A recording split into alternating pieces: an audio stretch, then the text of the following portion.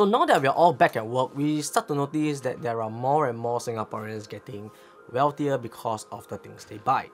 And this got me thinking a little more like, what's the average net worth of Singaporeans? Are Singaporeans living paycheck to paycheck? And most importantly, what's the average debt that a Singaporean has? And if you're like me working in a hybrid situation, sometimes when we go to the office, you see people driving luxury cars because they are really expensive here, and some cars here are as much as an apartment. Or maybe sometimes you spot someone wearing a $20,000, $30,000, $40,000 watch on their wrist, which is like a fresh graduate's annual salary. And unless you are that girl that's asking for $10,000 as a starting salary, that's a whole different story. You think you will earn? 10K. You found a boyfriend yet? So the basic calculation of net worth is taking all of your total assets minus your total liability, which will give you a net worth.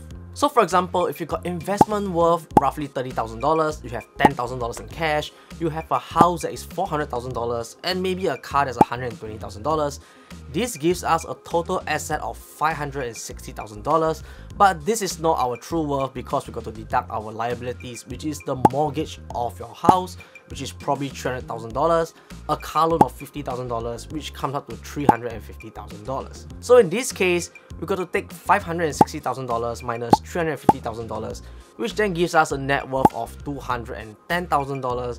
But remember that this net worth is only indicative because our car has a depreciation value and we don't really own a house if you live in a HDB flat. So to find out the household debt in Singapore, I went down the rabbit hole and searched what is the household debt that an average Singaporean household has.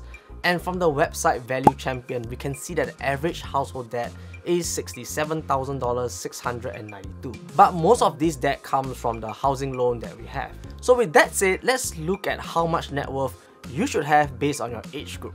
But before that, we need to understand the difference between average and the median net worth. Let's say we have 10 people in our sample group right now, and each of them earns roughly $1,000 except for one guy that earns $10,000. So this will mean that the average or the mean right here is 1,000 times 9 plus 10,000 divided by 10 people, which gives you $1,900, which might not be a good representation because 9 of our sample are earning 50% less than that.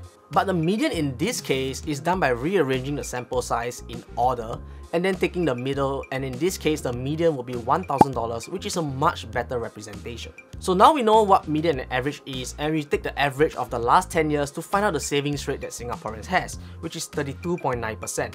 But this number will vary depending on age, financial commitment, and much more. But if I'm not able to save 32.9% of our salary, that is perfectly fine as well. But the rule of thumb here is to use the 50-30-20 rule, where we save at least 20% of our salary. So from the ages 25 to 29, most of us are probably starting a new job or freshly graduated, especially for the guys because of the 2 years of NS. So we are looking at a median salary of roughly $4,000, and using the range between 20 to 32.9% in savings rate, we should be looking to save anywhere between $700 to $1,150 per month. So this will give us a net worth range of roughly $8,400 at age 25 and $69,000 at age 29. So depending on whether you invest or not, this number will go up or down with the markets as well. But some of us might be in a negative net worth because we are paying off our student loan or even tuition fees. So from the ages 30 to 34, this is where it gets a little bit interesting. So at this age, most of us will have gotten some experience and the salary earning also scales upwards, giving us more to save and more to earn. So in this age bracket, we can look to save roughly $900 to $1,500 per month, which will give us $10,800 to $90,000 between the ages of 30 to 34. But we got to add in the previous age bracket as well, which means by the age of 30 to 34, you are looking to save somewhere or have a net worth of roughly $79,800 at age 30 or $159,000 by the age 35. But during this age range, most of us would probably purchase a house which can probably be paid full via CPF, unless you're picking a super expensive house that costs more than $600,000 right now, which is super crazy. And at the ages 35 to 39, the average income here we are looking at is at $5,300. So this means that we can look to save anywhere between $1,060 to $1,743. So with the lower limit of annual savings of $12,720 and the upper limit of $104,622, This will give us a net worth of $171,720 at age 35 to somewhere around $263,622, which is a lot of money. So once we hit the 40s, this is where our salary starts to peak until we are in our mid-40s. So from 40 to 44, the average salary from MOM's website is $5,958. And this means that annually we'll be saving roughly $14,000 to $117,000 between the age range. So net worth wise, we will be looking at somewhere between $277,000 all the way to $381,000. So from the ages 45 to 49, our salary might start to dip because of the newer generation being faster, smarter and quicker at everything they do, and probably new technologies in the space as well. And a lot of jobs that we have now might probably be redundant in the future. Redundant, perhaps. But based on MOM stats, we are looking at an average salary of probably $5,200, and this comes to a savings rate of roughly $10,000 to $100 over $1,000, with a net worth coming up to $395,000 to $498,000. And by the time you reach your 50s, chances are the salary growth here will be much lesser, and we are looking to reach a net worth anywhere between $578,000 to $657,000. So if you look at all the numbers as a whole, it shows that the more that we save, the higher our net worth can potentially grow. And if we invest our money into different financial instruments, this can increase the chances of us increasing our net worth as well, which can provide us a lifestyle that we desire. No shit, Sherlock!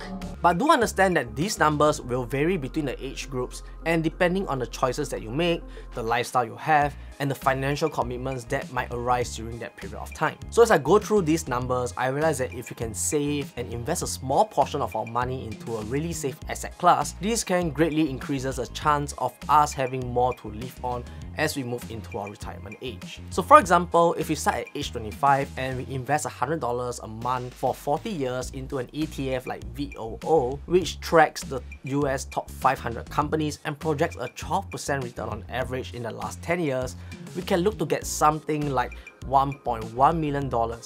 But definitely VOO will not always be performing at 12%.